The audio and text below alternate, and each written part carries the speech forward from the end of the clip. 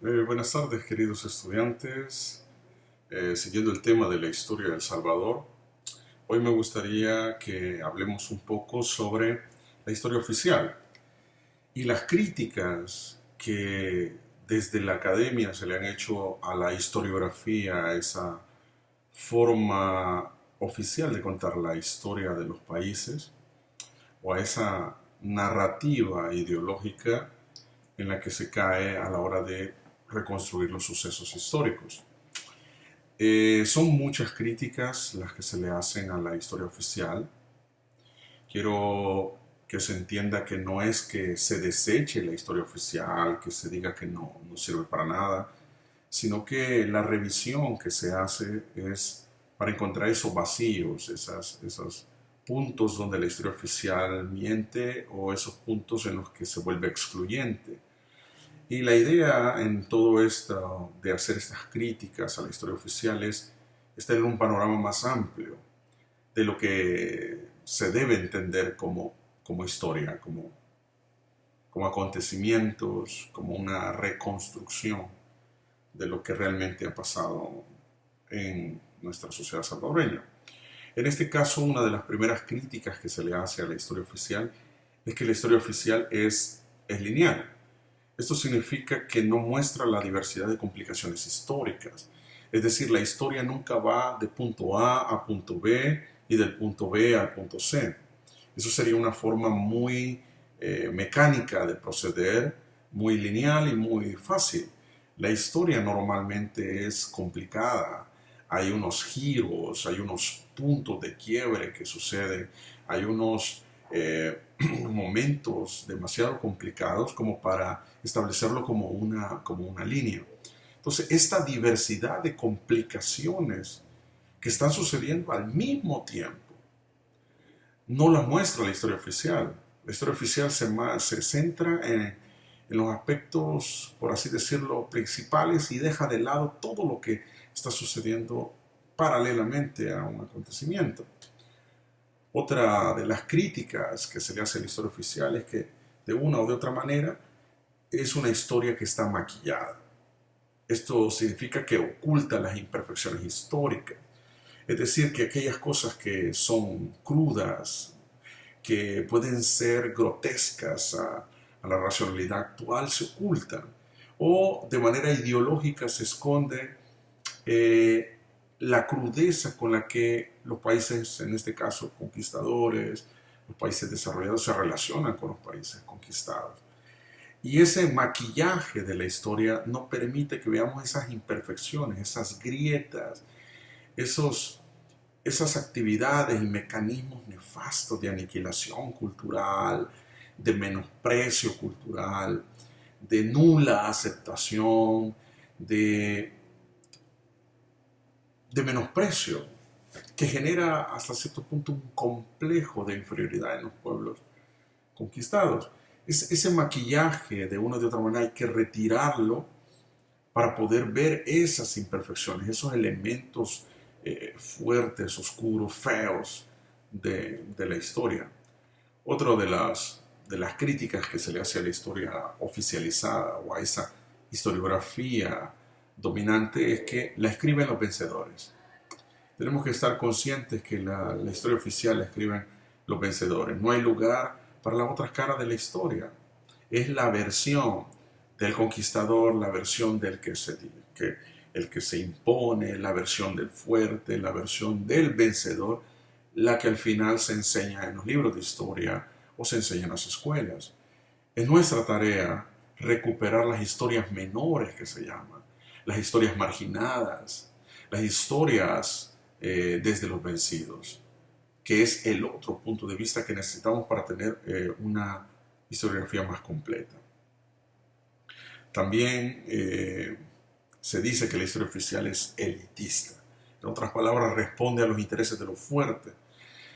En la historia oficial normalmente no se toman en cuenta las masas, no se toman en cuenta las necesidades de las mayorías populares o las mayorías pobres, no se toman en cuenta, porque responde a la visión de una burguesía, de los poderes fácticos, responde a los intereses de una élite que da su cosmovisión, su Weltanschauung de las cosas, su panorama, su punto de vista, en el que no están incluidos todos los demás sectores, en el que las minorías han sido excluidas, en el que los grupos étnicos han sido también excluidos de esta forma de contar la historia.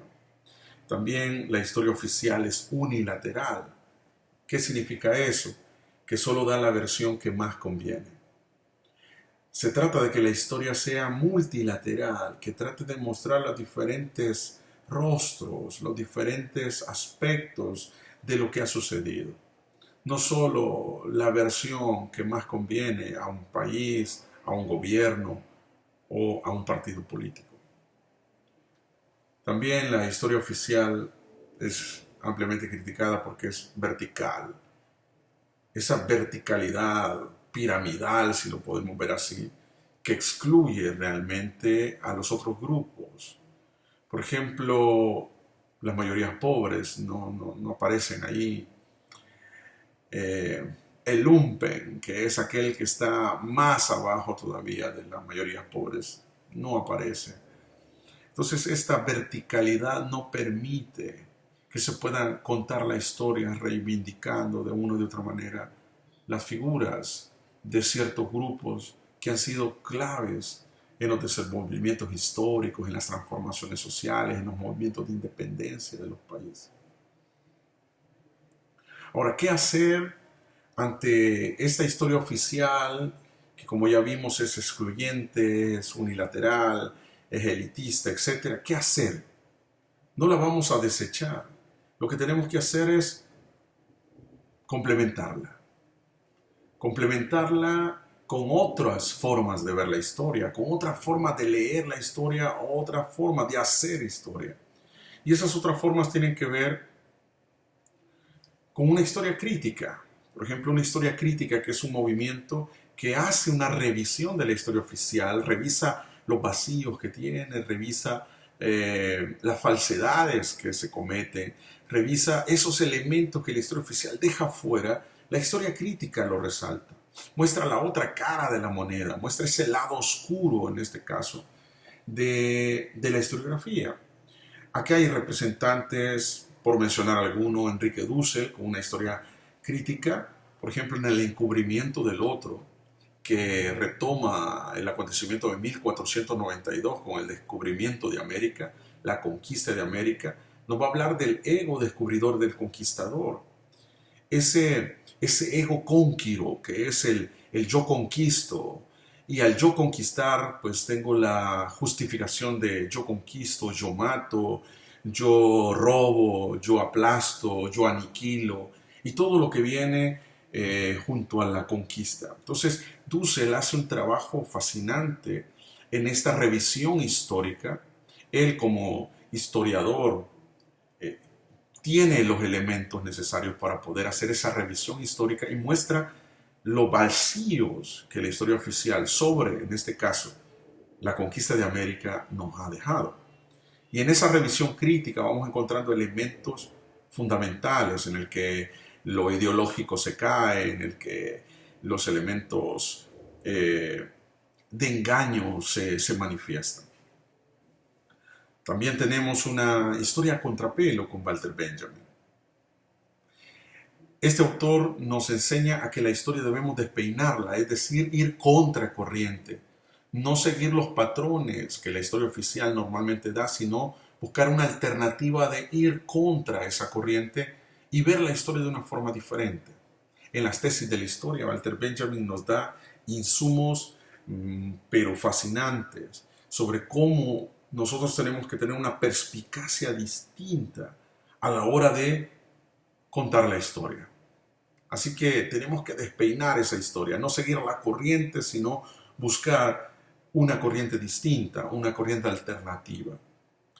Tenemos también la historia desde las víctimas. Esto es importante porque las víctimas de las conquistas, de las invasiones, del expansionismo europeo, anglosajón, no han dado lugar a que estas voces se escuchen, a que estas experiencias se cuenten. Aquí tenemos representantes como Bartolomé de las Casas, que trata de mostrar la invasión española a tierras indígenas y todas las barbaries que se cometen, ya que los reportes que se enviaban a la corona española no revelaban las masacres, las violaciones y todo el atropello a los derechos de los indígenas que realmente se cometían. Bartolomé de las Casas resalta eso y es una visión desde las víctimas, desde el oprimido, desde el indígena que está sufriendo. Otro que nos da una muestra de eso, referente a los movimientos de independencia centroamericanos, es Alberto Maferrer. Él nos da una visión de cómo el indígena sufre en estos movimientos de independencia y que al final es usado como carne de cañón para ir y pelear la independencia de la que él no va a sacar nada. El indígena no logra nada. Al final queda siempre desposeído, siempre oprimido, siempre marginado. Así que es fascinante esta interpretación que nos den el punto de vista desde el que está sufriendo, desde el que está como víctima.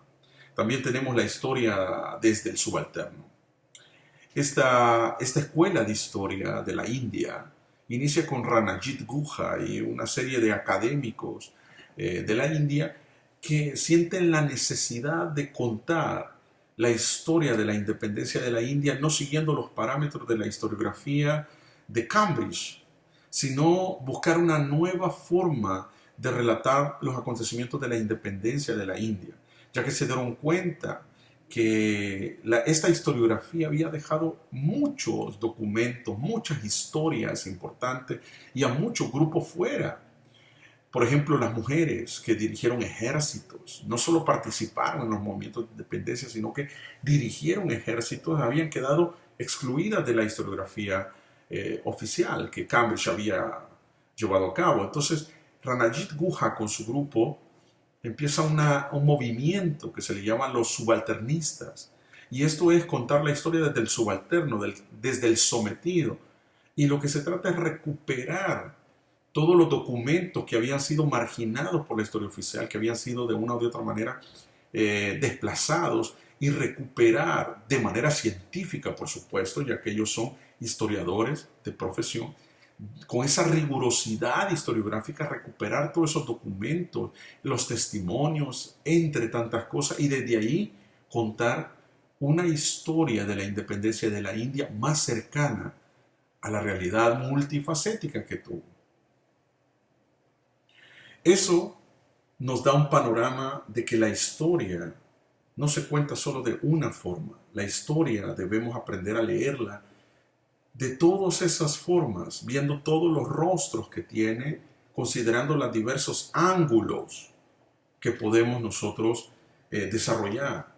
Por lo tanto, con esto creo que ya sirve de insumo para que ustedes sepan que cuando leemos la historia, hay otros puntos de vista con los que podemos completar nuestra visión oficial de la historia y ser más conscientes, ser más justos con aquellos grupos, personas, movimientos que han sido claves en el desenvolvimiento histórico de los pueblos y que la historia oficial ha marginado, ha invisibilizado, ha olvidado, y que es tarea nuestra como académicos recuperarla para hacerles justicia.